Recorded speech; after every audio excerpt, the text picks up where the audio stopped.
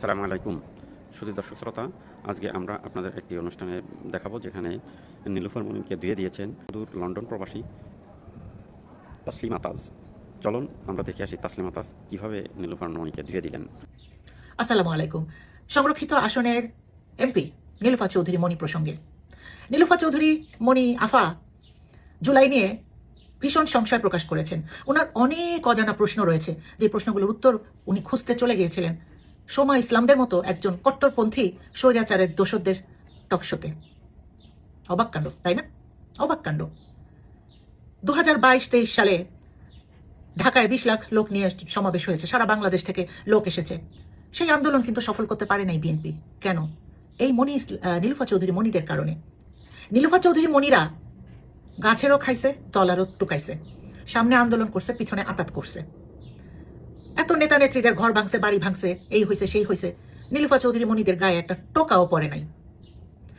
ওনারা সব সরকারের আমল থেকে সুবিধা নেন। 2001-2006 বিএনপির আমলে ধুমাইয়া ব্যবসা করছিলেন। তথাকথিত একজন রাজনীতিবিদকে বাপ ডাকছিলেন, ওনাকে বাপ ডেকে ধুমাইয়া বাণিজ্য করছিলেন নীলুফা চৌধুরী মনি মতিঝিলে অফিস নিয়ে, তাই না? যখন যাকে প্রয়োজন ওনারা তাদেরকে ব্যবহার করেন। কাউকে বাপ ডাকেন, কাউকে ভাই ডাকেন, কাউকে দুলাভাই ডাকেন, অনেকে আবার ভাতারও ডাকে। অনেকের কথা বলছি, আমরা জানি তারা কারা, জানি সেগুলো।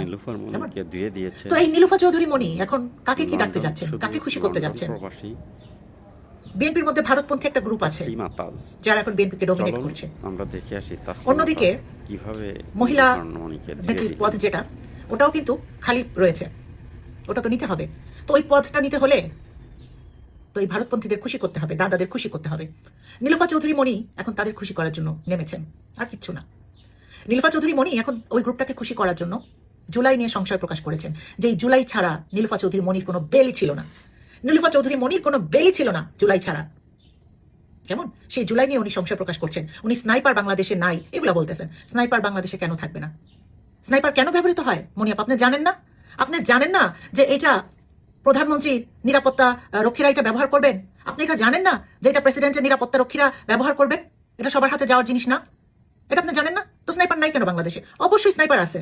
এখন এই স্নাইপার কিভাবে গেল, কিভাবে এটা ব্যবহৃত হলো সাধারণ জনগণের বিপক্ষে? যে ওই যেইভাবে ইউএনের ভেহিকলটা ব্যবহৃত হয়েছিল জনগণের বিপক্ষে, ওই সময় কি আপনি চোখ আন্ধা ছিল? চোখে টুপি পরে বসেছিলেন? ইউএনের ভেহিকল থেকে যে একটার পর একটা গুলি ছোড়া হচ্ছিল, এবং এটা দেখার পরে ইউএন যে গলা চেপে ধরছিল খুনি হাসিনা, ওই সময় আপনি কই ছিলেন মনি আপা? ওই সময় আপনার সংশয় হয় নাই কোনো? ওই সময় আপনার সংশয় হয় নাই? যেই ক্ষমতা বলে তখন ইউএনের ভেহিকল খুনি হাসিনা ব্যবহার করছিল, সেই ক্ষমতা বলেই স্নাইপারগুলো সাধারণ জনগণের বিরুদ্ধে ব্যবহার করা হয়েছিল। নাকামি করেন মনি আপা, নাকামি করেন। হ্যাঁ, আপনাদের মেধার জোর কত দূর আমরা জানি না, আপনাদের কার কি কিসের জোর এটা আমরা জানি না। এটা তো আমরা জানি, অনেক কিছুই জানি, বলি না, বলা উচিত না, ঠিক আছে? ওই যে বেনজিরের কাহিনী জানেন না? প্রকাশ্যে আসছিল, প্রকাশ্যে এসে পুলিশদেরকে বলছিল যে আপনারা অস্ত্র তুলে নেন। আপনি কই ছিলেন তখন? সেই সময় খুনি হাসিনার সময় বেনজির ধুমাইয়া বাইরে থেকে অস্ত্র কিনছে, ধুমাইয়া আর পয়সা বানাইছে। আপনি কই ছিলেন? হ্যাঁ মনে হয় তখন আপনি কই ছিলেন? আপনি জানেন না? জানেন না? এত লোভ হয় নাকি ক্ষমতার? হ্যাঁ, এত লোভ হয়? দলকে আপনি যতটুকু না দিচ্ছেন তার থেকে সহস্র গুণ আপনি দলের থেকে নিছেন। এখন আপনার দলের একটা ক্ষতিকর এলিমেন্ট। আপনি মানে সংরক্ষিত আসনে পদ হয়েছে, আরো কিছু পদ দরকার, আরো কিছু বেনিফিট দরকার, আরো কিছু টাকার দরকার। আপনার চরম লেভেলের ধান্দাবাজ এবং টাউচ প্রকৃতির একটা মহিলা, মুখস্থ কিছু বুলি নিয়ে আপনি বসেন টকশোতে।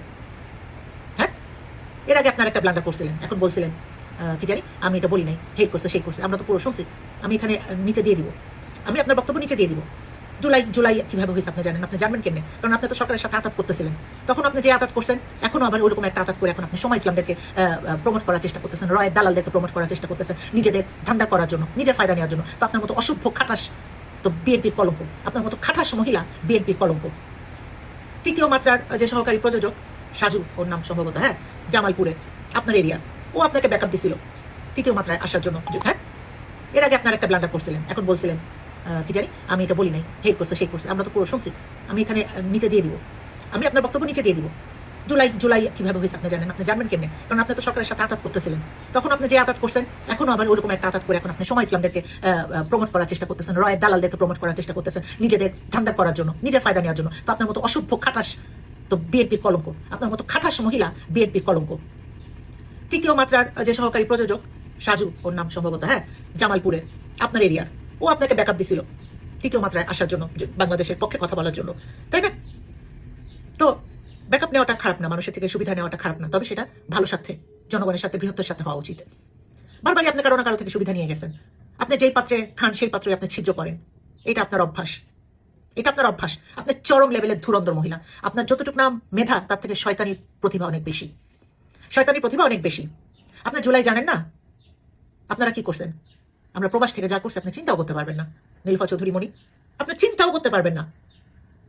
আমরা অনেকেই যে কাজ করছি আপনার মাথার উপর দিয়ে যাবে, আপনার মাথার উপর দিয়ে যাবে। আপনি এই জুলাই নিয়ে এখন কথা বলতে আসছেন। কত বড় অসভ্য, বেঈমান, বেয়াদব হলে এগুলো সম্ভব, তাই না? সব সময় তো আপনি ফায়দা নিয়ে গেছেন, সব সময় ফায়দা নিয়ে গেছেন। আপনার ক্যারিয়ারের শুরু থেকে এ পর্যন্ত চিন্তা করলে দেখা যাবে কি বলে, নৌকার থেকে বৈঠার ভার বেশি থাকে। 15 লাখ টাকা খরচ করে আপনার সেই সময় আপনার বিয়ে হয়েছিল, কে দিছিল সেই টাকা? সেই টাকা আপনাকে কে দিছিল? আপনার বাপ মায়ের তো সেই অবস্থা না, তাই না? তো সবসময় তো এরকম সুবিধা নিয়ে গেছেন, সব সময় সুবিধা নিয়েছেন। এবার একটু ক্ষান্ত দেন। আপনাকে যে সংরক্ষিত আসন দেওয়া হয়েছে আপনার যথেষ্ট হয়েছে, এর থেকে বেশি আপনার কিছু পাওয়ার নাই। দালালি কম করবেন। দালালি এরপরে যদি করেন আপনার রাজনীতির অস্তিত্ব থাকবে না। তো বাংলাদেশের জনগণ আপনার রাজনীতি করতে দিবে না, আপনি চিনেন না। দালাল যারা, তারা জানে না জনগণের শক্তি সম্পর্কে তাদের কোনো ধারণা নেই। ভদ্র হয়ে যান, অসভ্য কোথাকার।